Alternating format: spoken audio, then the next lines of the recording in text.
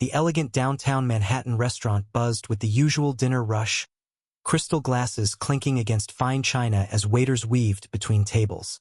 But in just 30 minutes, what started as an ordinary evening would end with a billionaire CEO in tears, forever changing the life of one shy waitress who thought no one would ever notice her. Rosa Perez clutched her notepad tighter, her hands trembling slightly as she approached table 12. 3 months into this job at Bellecourt, and she still felt like she was drowning. The other servers moved with practiced confidence, their laughter echoing across the dining room while Rosa struggled to find her voice even for simple orders. "You've got this," she whispered to herself, straightening her black uniform and forcing her shoulders back. The lunch crowd had been brutal, with one particularly rude customer reducing her to near tears in the bathroom. But what happened next shocked everyone, including Rosa herself. The restaurant's heavy glass doors swung open, and conversations seemed to pause. Jonathan Bell, the tech billionaire whose face graced Forbes covers, walked in with purposeful strides. But it wasn't his presence that caught Rosa's attention. It was the elegant woman beside him, her silver hair perfectly styled, moving with the grace of someone who commanded respect without saying a word. Rosa's manager, Patricia, immediately rushed over, practically bowing. "Mr. Bell, what an honor. Your usual table is ready." Jonathan nodded politely, but his attention was focused entirely on the woman beside him. Rosa watched as he gently guided her to their seats, his hand supportive at her elbow. There was something different about their interaction, something that made Rosa's heart skip with recognition she couldn't quite place. "Rosa!" Patricia's sharp voice cut through her observation. "Table 12 needs service. Now." Rosa's stomach dropped. Of course. Of all the tables, of all the days. She approached slowly, notepad ready, trying to remember the training about making eye contact and speaking clearly. Little did she know that this decision would change everything. "Good evening," Rosa managed, her voice barely above a whisper. "Welcome to Bellecourt. Can I start you with something to drink?" Jonathan looked up with kind eyes, but before he could respond, the elegant woman, his mother, Rosa realized from the family resemblance, began moving her hands in fluid, graceful gestures. Sign language. Rosa's breath caught in her throat. Without thinking, Rosa's hands moved in response, signing back a simple greeting she'd learned years ago. "Good evening, Mrs.?" The woman's face lit up with surprise and delight. Her hands moved quickly now, and Rosa found herself responding instinctively, muscle memory taking over from years of practice with her younger brother Miguel. But then Rosa froze, realizing what she'd done. She'd been so caught up in the natural flow of conversation that she'd accidentally signed the wrong item when taking their drink order. Her face burned with embarrassment as she fumbled with her notepad. "I'm so sorry," Rosa stammered aloud, her voice cracking. "I meant to ask about appetizers, I'm not very good at this yet."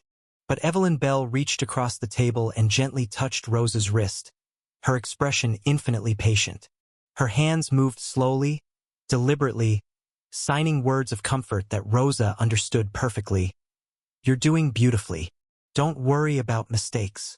The restaurant noise seemed to fade around them as Rosa felt tears prick her eyes.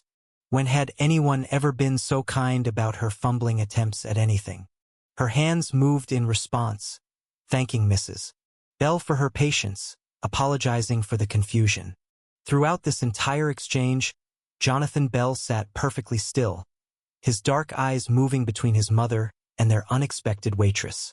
Something was stirring behind his carefully composed business expression.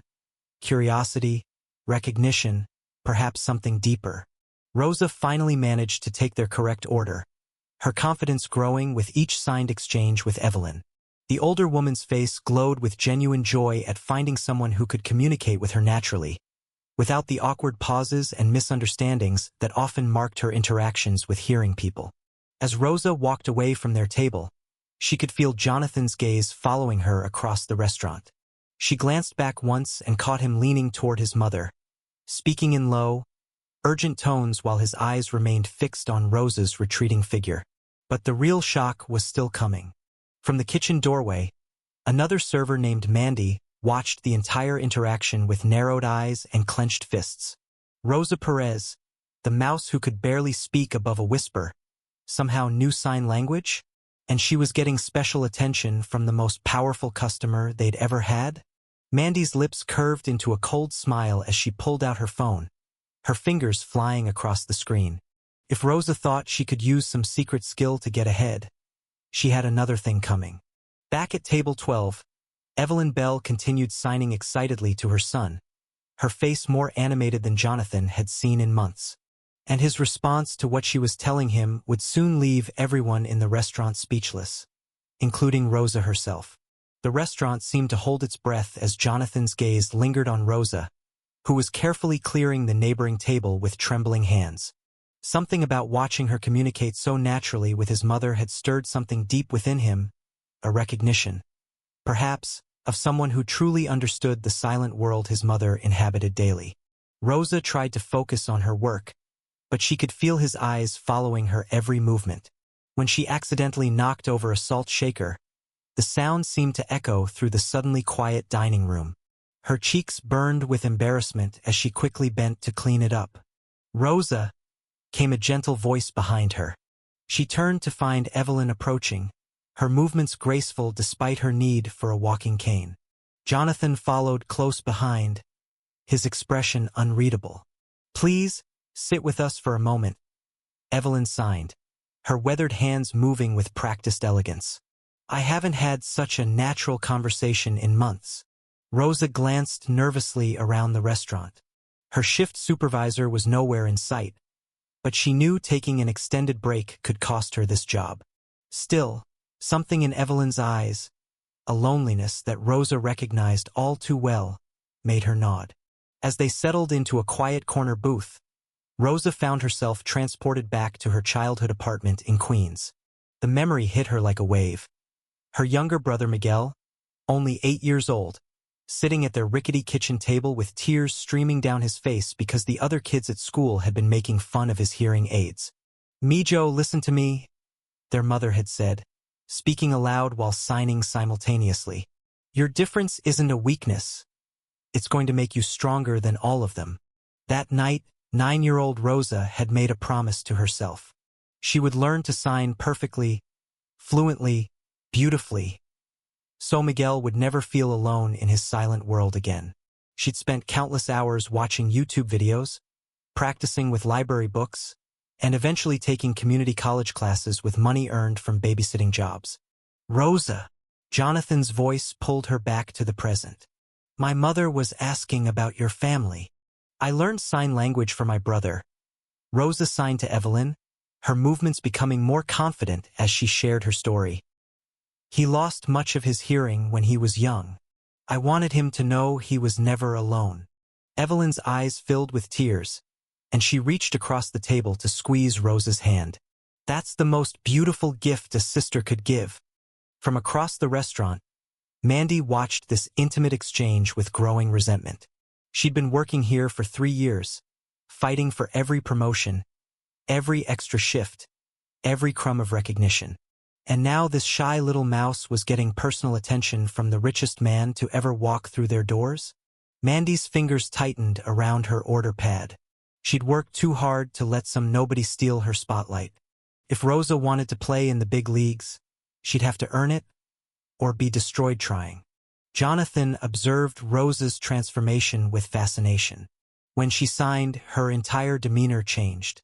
The nervous, apologetic waitress disappeared, replaced by someone confident, articulate, and deeply compassionate.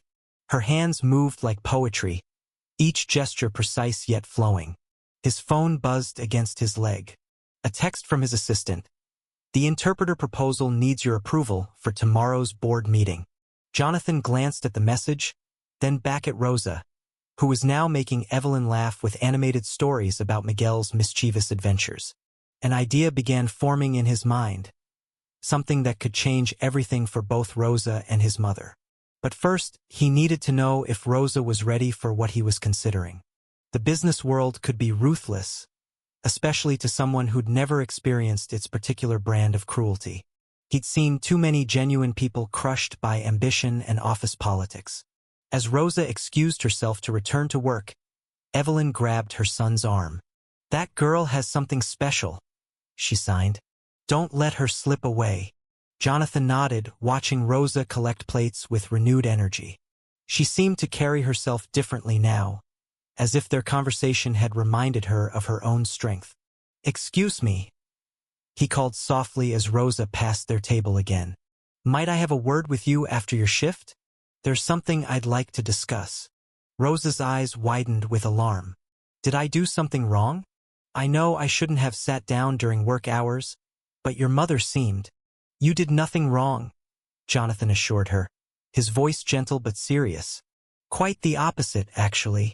As Rosa hurried away to serve her remaining tables, Jonathan pulled out his phone and began composing an email that would either change her life forever or put her directly in the crosshairs of forces she couldn't yet imagine. Rosa stares at Jonathan's outstretched hand, her heart hammering against her ribs. The offer hangs in the air between them like a bridge she's terrified to cross. I don't know if I'm qualified enough," she whispers, her fingers trembling as she sets down her notepad. "I mean, I learned sign language for my brother, but I'm not a professional interpreter." Jonathan leans forward, his voice gentle but firm. "Rosa, I watched you communicate with my mother today. You didn't just translate words, you understood her heart. That's not something you can learn from a textbook." Evelyn reaches across the table and taps Rosa's wrist, signing slowly. "You have a gift. Don't let fear steal it from you." Rosa's eyes well up as she processes Evelyn's words. The weight of possibility and terror crash together in her chest. This could change everything for her family. Her brother Miguel could finally get the hearing aids they've been saving for. Her mother could stop working double shifts. But what if she fails? Can I think about it?"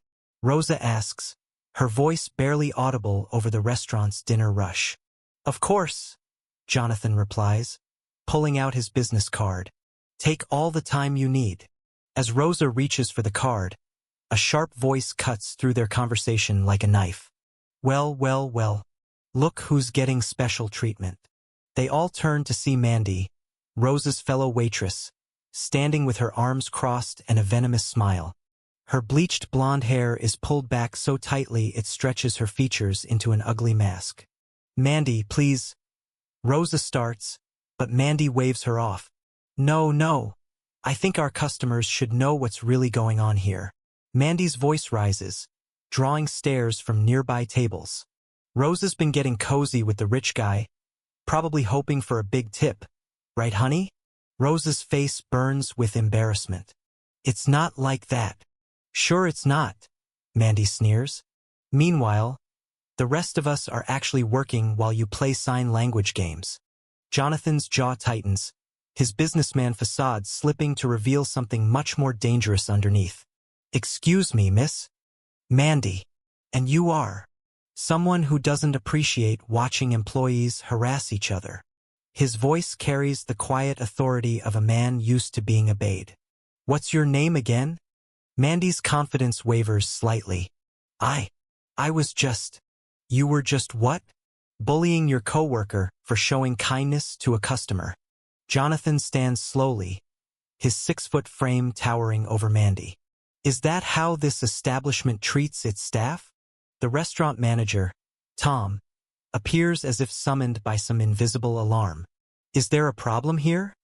"Yes," Jonathan says, his eyes never leaving Mandy's face. "This employee just publicly humiliated my interpreter in front of other customers." Rosa's breath catches. "His interpreter? When did that happen?" Tom's face goes pale. "Mandy, office. Now." "But now." As Mandy stalks away, her face twisted with rage, she leans close to Rosa and hisses, "This isn't over." The threat sends ice through Rosa's veins, but before she can respond, Jonathan steps between them. "Actually, it is," he says quietly. "Rosa, may I speak with you privately?" Rosa's legs feel like jelly as she follows Jonathan toward the restaurant's back exit, Evelyn walking beside them with concern etched on her elegant features. The cool evening air hits Rosa's flushed cheeks as they step into the quiet alley behind the restaurant. I'm so sorry about that, Rosa begins, but Jonathan cuts her off with a raised hand. You have nothing to apologize for. But I need you to understand something. His dark eyes search her face intently. What I offered you today isn't charity. It's not a favor. It's recognizing talent where others are too blind to see it. Evelyn nods emphatically, signing to Rosa. He's right. You have something special. But what if I mess up? Rosa's voice cracks. What if I say the wrong thing during an important meeting? What if I embarrass you both? Jonathan's expression softens. Rosa, do you know what my mother told me today? She said you made her feel heard for the first time in years. Not just understood, heard. Like her thoughts and feelings mattered. Tears spill down Rosa's cheeks as the weight of his words hits her. That's worth more than any certification or degree, he continues. But if you're worried about your skills, I'll pay for any training you want. Language classes, interpreter certification, whatever you need. Rosa wipes her eyes with the back of her hand, her mind spinning. Everything is happening so fast, like a dream she's afraid she'll wake up from. I need to talk to my family, she whispers. Of course. But Rosa, Jonathan's voice stops her as she turns toward the door. Don't let people like Mandy convince you that you don't deserve good things. You do. As Rosa reaches for the door handle, she hears footsteps behind her. Mandy emerges from the shadows, her face twisted with malice, and Rosa realizes with growing dread that her coworker has been listening to every word. The call came at 2:47 a.m., shattering the fragile quiet of Rosa's studio apartment. Jonathan's voice carried through the phone, strained and urgent in a way she'd never heard before. Rosa, I'm sorry to wake you, but it's my mother. She's at Mount Sinai Hospital and the doctors. They can't communicate with her properly. She's asking for you. Rosa's hands trembled as she threw on clothes, her mind racing through the worst possibilities. 20 minutes later, she burst through the hospital's automatic doors, her sneakers squeaking against the polished floors as she navigated the maze of corridors. She found Jonathan pacing outside the ICU, his usually immaculate appearance disheveled. Dark circles shadowed his eyes, and his tie hung loose around his neck. Thank God you're here, he breathed, relief flooding his features. She had some kind of episode at home. The paramedics couldn't understand what she was trying to tell them about her medications. Through the glass partition, Rosa saw Evelyn lying still against white sheets, her face pale but alert. A nurse stood beside the bed, clipboard in hand, frustration evident in her posture. She keeps signing something about her heart medication, but none of us understand, the nurse explained as Rosa approached. The interpreter service won't have anyone here until morning. Rosa's shyness evaporated the moment she stepped into that room. This wasn't about her anymore. It was about Evelyn, about communication, about being someone's lifeline when words failed. Mrs. Bell, Rosa signed, her movements fluid and reassuring. I'm here. Tell me what you need. Evelyn's eyes brightened immediately, her hands moving with desperate urgency. Rosa watched intently, translating for the medical team. She's saying she takes a different dosage at night, half of what's on her chart. And she's allergic to the pain medication they're trying to give her. The nurse's eyes widened. That could have been dangerous. We need to update her records immediately. For the next 3 hours, Rosa became Evelyn's voice in that sterile world of beeping machines and medical jargon. She translated concerns about side effects, explained procedures, and most importantly, held Evelyn's hand when the fear became overwhelming. Jonathan watched from the doorway, something shifting in his expression as he witnessed Rosa's transformation. This wasn't the nervous waitress who stumbled over orders. This was a confident, compassionate advocate who commanded respect through her mere presence. When Evelyn finally drifted into peaceful sleep, Rosa emerged from the room exhausted but fulfilled. Jonathan was waiting, 2 cups of terrible hospital coffee in his hands. I don't know how to thank you, he said, his voice thick with emotion. You saved her tonight. The doctors said if they'd given her that medication, anyone would have done the same, Rosa replied, but Jonathan shook his head. No, Rosa. Not anyone could have done what you did. You didn't just translate, you advocated. You fought for her when she couldn't fight for herself. The next morning brought unwelcome drama. As Rosa returned to work at the restaurant, she found Mandy holding court at the staff table, her voice carrying across the dining room. I'm just saying it's convenient how she suddenly becomes the golden girl after one night with the boss. Mandy was telling anyone who would listen. Some of us have been here for years without getting special treatment. But this time, Rosa didn't shrink away. She walked directly to Mandy's table, her chin held high. If you have something to say about me, say it to my face. The restaurant fell silent, other servers stopping mid-stride to witness the confrontation.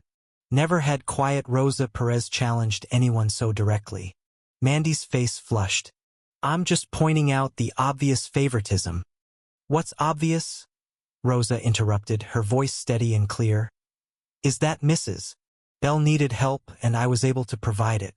That's not favoritism, that's being human. Jonathan appeared at that moment, having overheard the entire exchange. His expression was thunderous as he looked at Mandy. Ms. Rodriguez, my office. Now. But Rosa held up her hand. Actually, Mr. Bell, I'd like to say something. She turned to address the room. Every eye focused on her. For those of you who think I received special treatment, you're right. I was treated with respect and dignity for using a skill to help someone in need. And if that's special treatment, then we need to examine what we consider normal. The room erupted in spontaneous applause, several co-workers nodding in agreement. Mandy's face crumpled as her support evaporated, the weight of her own jealousy exposed for everyone to see. Later that evening, as the restaurant quieted, Jonathan approached Rosa one final time. I've been thinking about what you said, about what we consider normal. I'd like to make that interpreter position official if you're interested. Full benefits, educational sponsorship for deaf studies, and...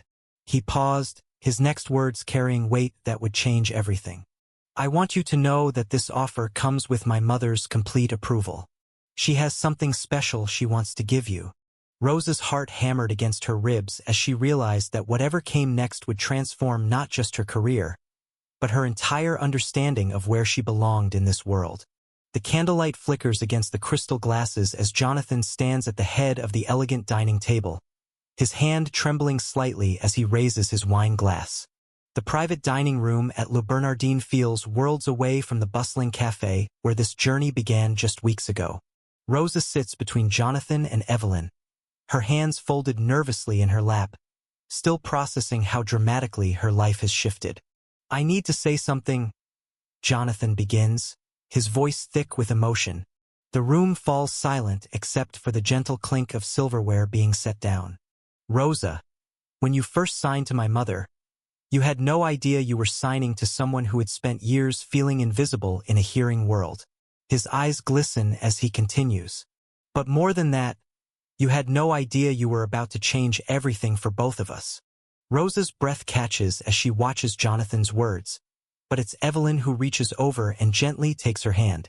Through fluid sign language, Evelyn begins to share something she's never told anyone outside her family. Rosa translates simultaneously, her voice growing stronger with each word. She says, Rosa begins, her own voice wavering, that for 40 years, she watched people look through her, around her, but never at her, until you showed up at that restaurant table and looked her directly in the eyes while you signed. Tears begin streaming down Rosa's cheeks as she continues translating. She says you treated her like she had something important to say, not like she was something to fix or feel sorry for. Jonathan wipes his eyes, then pulls out an envelope from his jacket pocket. Rosa, do you remember when you asked me what that mysterious phone call was about? The proposal. She nods, her heart racing. It wasn't a business deal. It was something much bigger. He slides the envelope across the table. Inside, Rosa finds documents that make her gasp audibly. It's not just the permanent position as Evelyn's interpreter, it's a full scholarship to Gallaudet University for Deaf Studies, a signing bonus of $50,000, and most incredibly, the founding charter for the Rosa Perez Foundation for Hearing Accessibility. "You're founding a foundation?" Rosa whispers, her hands shaking as she reads. "In my name. You inspired something revolutionary," Jonathan explains, his voice breaking with pride. "Every major corporation in this city is going to have sign language interpreters on staff within 2 years.